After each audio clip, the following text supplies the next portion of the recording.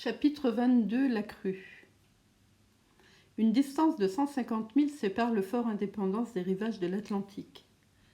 À moins de retards imprévus et certainement improbables, Glenarvan en 4 jours devait avoir rejoint le Duncan. Mais revenir à bord sans le capitaine Grant, après avoir si complètement échoué dans ses recherches, il ne pouvait se faire à cette idée. Aussi, le lendemain, ne songea-t-il pas à donner ses ordres pour le départ. Ce fut le major qui prit sur lui de faire seller les chevaux, de renouveler les provisions et d'établir les relèvements de route. Grâce à son activité, la petite troupe, à 8 heures du matin, descendait les croupes gazonnées de la Sierra Tandil. Glenarvan, Robert à ses côtés, galopait sans mot dire.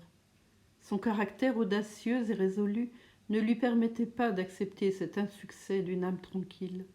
Son cœur battait à se rompre et sa tête était en feu. Paganel, agacé par la difficulté, retournait de toutes les façons les mots du document pour en tirer un enseignement nouveau. Thalcave, muet, laissait à Thaouka le soin de le conduire. Le major, toujours confiant, demeurait solide au poste, comme un homme sur lequel le découragement ne saurait avoir de prise. Tom Austin et ses 2 matelots partageaient l'ennui de leur maître. À un moment où un timide lapin traversa devant eux les sentiers de la Sierra, les superstitieux Écossais se regardèrent. « Un mauvais présage, » dit Wilson. « Oui, dans les Highlands, » répondit Mulrady. « Ce qui est mauvais dans les Highlands n'est pas meilleur ici, » répliqua sentencieusement Wilson. Vers midi, les voyageurs avaient franchi la Sierra Tandil et retrouvaient les plaines largement ondulées qui s'étendent jusqu'à la mer. À chaque pas, des rios limpides arrosaient cette fertile contrée et allaient se perdre au milieu de hauts pâturages. Le sol reprenait son horizontalité normale, comme l'océan après une tempête. Les dernières montagnes de la Pampasie argentine étaient passées, et la prairie monotone offrait au pas des chevaux son long tapis de verdure. Le temps jusqu'alors avait été beau, mais le ciel, ce jour-là, prit un aspect peu rassurant. Les masses de vapeur, engendrées par la haute température des journées précédentes et disposées par nuages épais, promettaient de se résoudre en pluie torrentielle. D'ailleurs, le voisinage de l'Atlantique et le vent d'ouest qui y règne en maître rendaient le climat de cette contrée particulièrement humide. On le voyait bien à sa fertilité, à la grasse abondance de ses pâturages et à leur sombre verdeur. Cependant, ce jour-là du moins, les larges nues ne crevèrent pas, et le soir, les chevaux, après avoir allègrement fourni une traite de 40 milles, s'arrêtèrent au bord de profondes Canada, immense fossé naturel rempli d'eau. Tout abri manquait. Les ponchos servirent à la fois de tente et de couverture, et chacun s'endormit sous un ciel menaçant, qui s'en tint aux menaces, fort heureusement. Le lendemain, à mesure que la plaine s'abaissait, la présence des eaux souterraines se trahit plus sensiblement encore. L'humidité suintait par tous les pores du sol. Bientôt, de larges étangs, les uns déjà profonds, les autres commençant à se former, coupèrent la route de l'Est.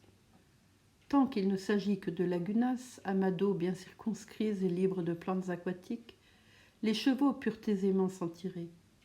Mais avec ces bourbiers mouvants nommés panganos, ce fut plus difficile. De hautes herbes les obstruaient, et pour reconnaître le péril, il fallait y être engagé. Ces fondrières avaient été déjà fatales à plus d'un être vivant.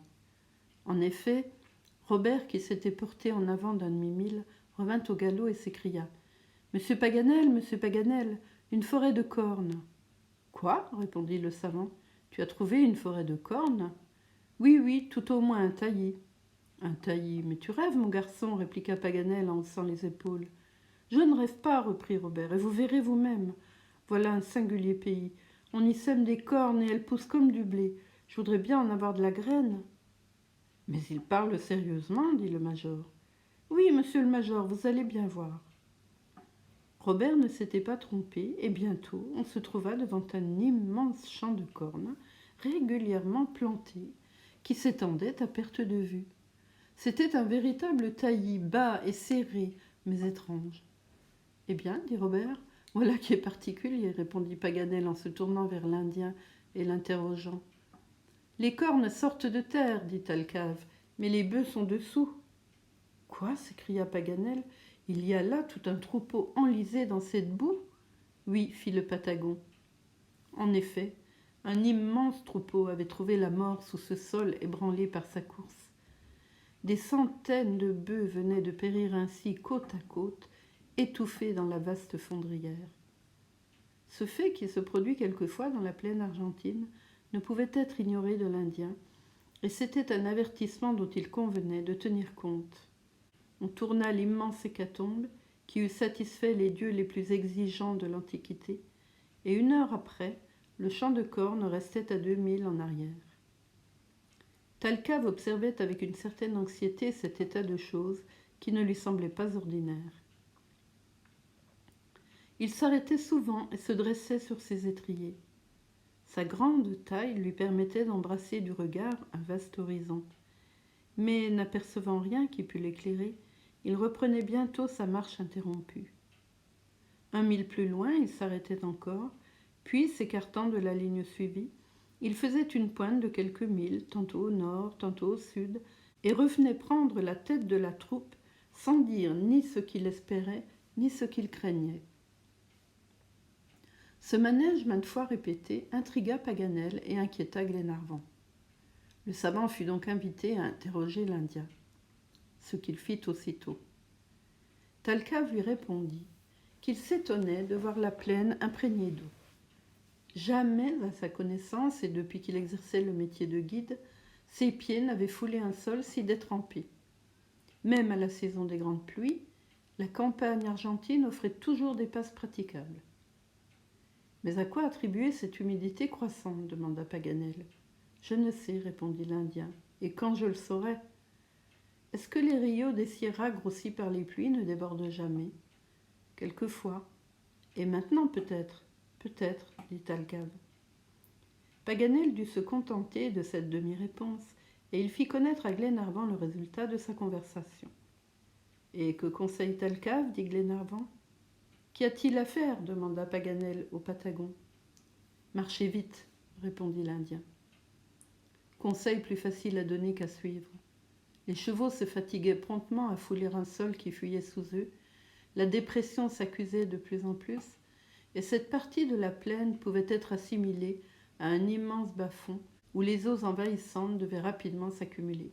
Il importait donc de franchir sans retard ces terrains en contrebas qu'une inondation eût immédiatement transformés en lacs. On hâta le pas, mais ce ne fut pas assez de cette eau qui se déroulait en nappe sous le pied des chevaux. Vers 2 heures, les cataractes du ciel s'ouvrirent et des torrents d'une pluie tropicale se précipitèrent sur la plaine. Jamais plus belle occasion ne se présenta de se montrer philosophe. Nul moyen de se soustraire à ce déluge, et mieux valait le recevoir stoïquement. Les ponchos étaient ruisselants, les chapeaux les arrosaient comme un toit, dont les gouttières sont engorgées, la frange des recados semblait faite de filets liquides, et les cavaliers, éclaboussés par leurs montures, dont le sabot frappait à chaque pas les torrents du sol, chevauchaient dans une double averse qui venait à la fois de la terre et du ciel. Ce fut ainsi que, trempés, transis et brisés de fatigue, ils arrivèrent le soir à un rancho fort misérable. Des gens peu difficiles pouvaient seuls lui donner le nom d'abri, et des voyageurs aux abois consentirent à s'y abriter. Mais Glenarvan et ses compagnons n'avaient pas le choix.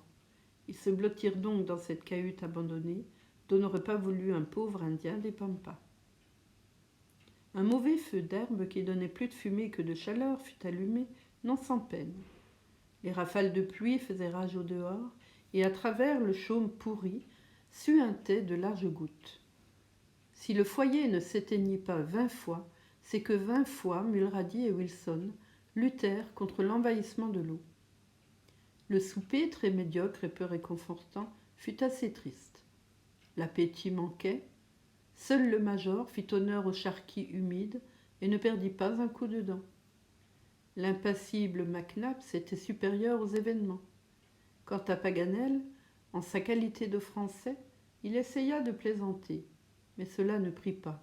« Mes plaisanteries sont mouillées, dit-il, elles ratent. » Cependant, comme ce qu'il y avait de plus plaisant dans cette circonstance était de dormir, chacun chercha dans le sommeil un oubli momentané de ses fatigues.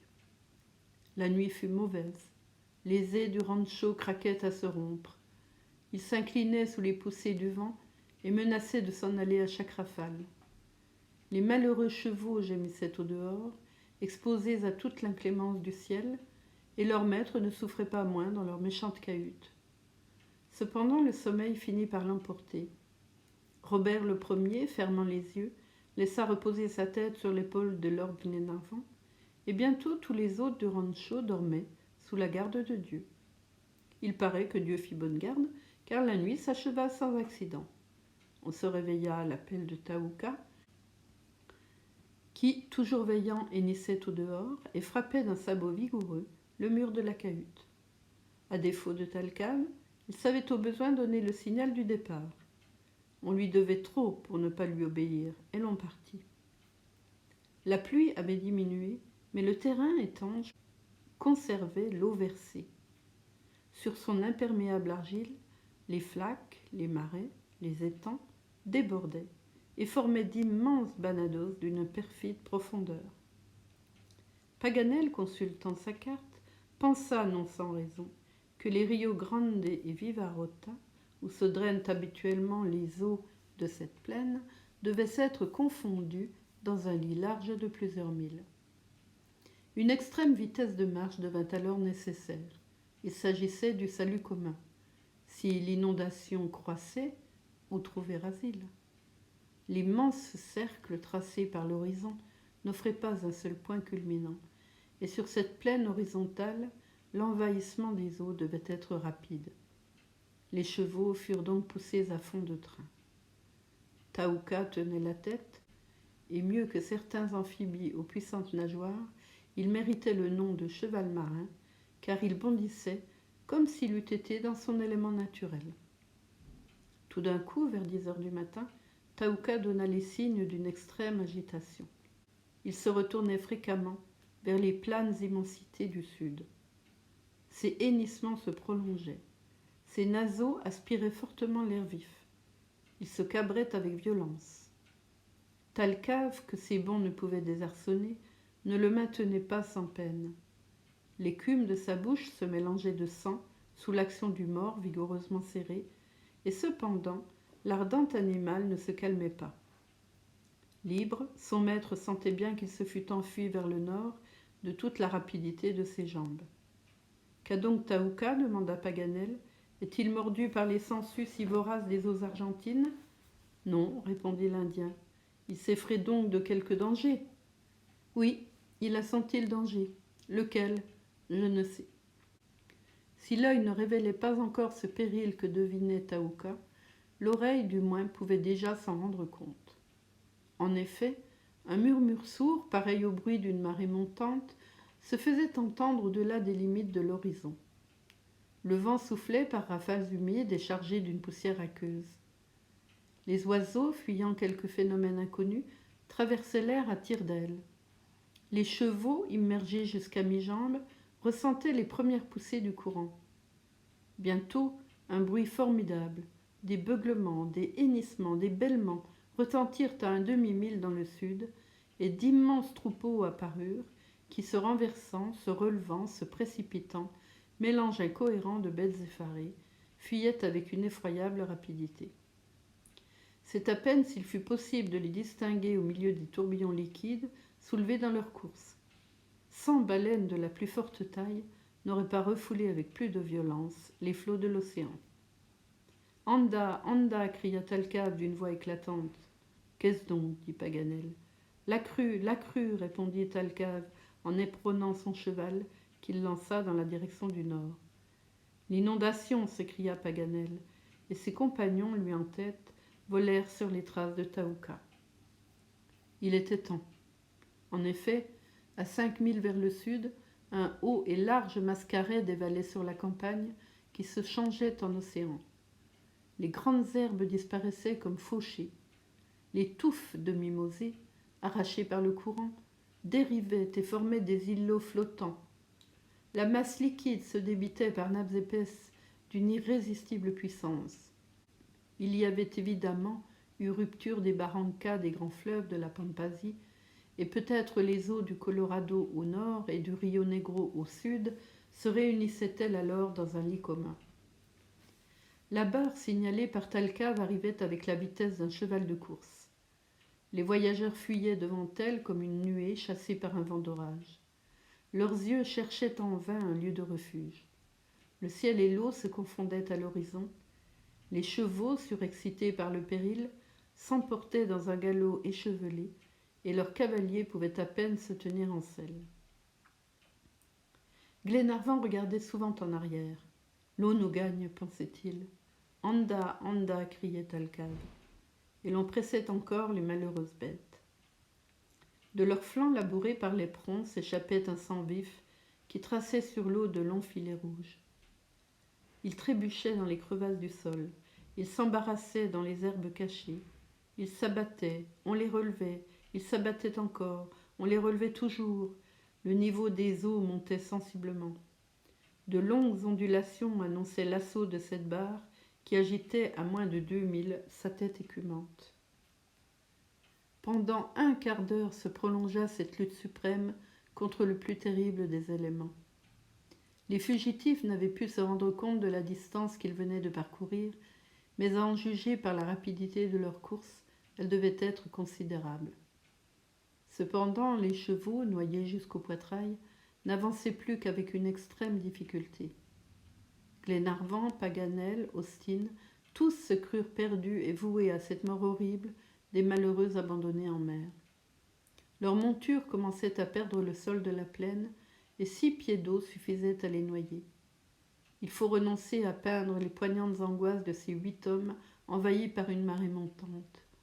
Ils sentaient leur impuissance à lutter contre ces cataclysmes de la nature, supérieurs aux forces humaines. Leur salut n'était plus dans leurs mains. 5 minutes après, les chevaux étaient à la nage. Le courant seul les entraînait avec une incomparable violence et une vitesse égale à celle de leur galop le plus rapide, qui devait dépasser 20 milles à l'heure. Tout salut semblait impossible, quand la voix du major se fit entendre. « Un arbre, dit-il. »« Un arbre » s'écria Glenarvan. « Là, là, répondit Thalcave. Et du doigt, il montra, à 800 brasses dans le nord, une espèce de noyer gigantesque qui s'élevait solitairement du milieu des eaux. Ses compagnons n'avaient pas besoin d'être excités. Cet arbre qui s'offrait si inopinément à eux, il fallait le gagner à tout prix. Les chevaux ne l'atteindraient pas sans doute, mais les hommes du moins pouvaient être sauvés. Le courant les portait. En ce moment, le cheval de Tom Austin fit entendre un hennissement étouffé et disparut. Son maître, dégagé de ses étriers, se mit à nager vigoureusement. « Accroche-toi à ma selle, lui cria Glenarvan. « Merci, votre honneur, répondit Tom Austin. Les bras sont solides. Ton cheval, Robert, reprit Glenarvan, se tournant vers le jeune Grant. Il va, my lord, il va. Il nage comme un poisson. Attention, dit le major d'une voix forte. Ce mot était à peine prononcé que l'énorme mascaret arriva. Une vague monstrueuse, haute de 40 pieds, déferla sur les fugitifs avec un bruit épouvantable. Hommes et bêtes, tout disparut dans un tourbillon d'écume. Une masse liquide, pesant plusieurs millions de tonnes, les roula dans ces eaux furieuses. Lorsque la barre fut passée, les hommes revinrent à la surface des eaux et se comptèrent rapidement. Mais les chevaux, sauf Thaouka portant son maître, avaient pour jamais disparu. « Hardi, hardi !» répétait Glenarvan, qui soutenait Paganel d'un bras et nageait de l'autre. « Cela va, répondit le digne savant. Et même, je ne suis pas fâché. » De quoi n'était-il pas fâché? On ne le sut jamais, car le pauvre homme fut forcé d'avaler la fin de sa phrase avec une demi-pinte d'eau limonaise. Le major s'avançait tranquillement, en tirant une coupe régulière qu'un maître nageur n'eût pas désavouée. Les matelots se faufilaient comme deux marsouins dans leur liquide élément. Quant à Robert, accroché à la crinière de Thaouka, il se laissait emporter avec lui. Thaouka fendait les eaux avec une énergie superbe et se maintenait instinctivement dans la ligne de l'arbre où portait le courant. L'arbre n'était plus qu'à 20 brasses. En quelques instants, il fut atteint par la troupe entière. Heureusement, car ce refuge manqué, toute chance de salut s'évanouissait, et il fallait périr dans les flots. L'eau s'élevait jusqu'au sommet du tronc, à l'endroit où les branches mères prenaient naissance. Il fut donc facile de s'y accrocher. Thalcave, abandonnant son cheval et hissant Robert, grimpa le premier, et bientôt ses bras puissants eurent mis en lieu sûr les nageurs épuisés. Mais Thaouka, entraîné par le courant, s'éloignait rapidement. Il tournait vers son maître sa tête intelligente, et secouant sa longue crinière, il l'appelait en hennissant. « Tu l'abandonnes, dit Paganel à Thalcave. « Moi » s'écria l'Indien, et plongeant dans les eaux torrentueuses, il reparut à 10 brasses de l'arbre. Quelques instants après, son bras s'appuyait au cou de Thaouka, et cheval et cavalier dérivaient ensemble vers le brumeux horizon du nord.